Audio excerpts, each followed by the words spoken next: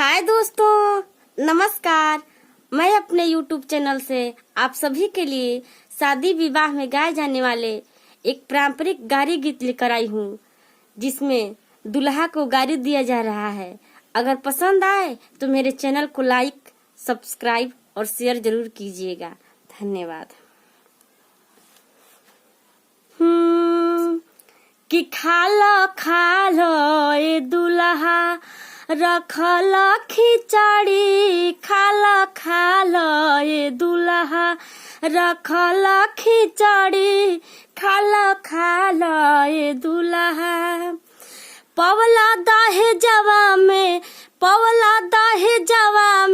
घड़ी सिकड़ी, खालो ए दुल्हा रखल खिचड़ी, खालो ए दुल्हा रखल खिचड़ी, खालो ए दुल्हा। पवला दहे जवा में घड़ी सिकड़ी, खालो ए दुल्हा रखल खिचड़ी, खालो ए दुल्हा रखल खिचड़ी, खालो ए दुल्हा।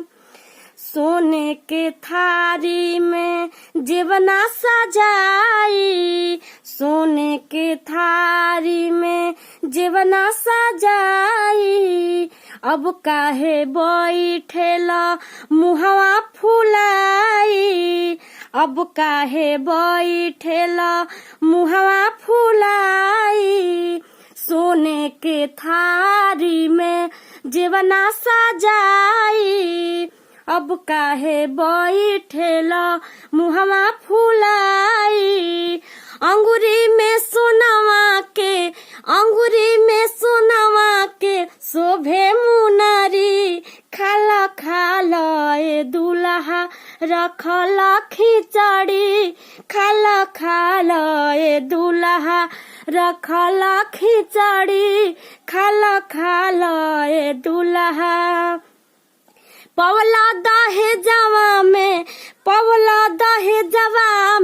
आ घड़ी सिकड़ी, खालो ए दुल्हा रखल खिचड़ी, खालो ए दुल्हा रखल खिचड़ी, खालो ए दुल्हा।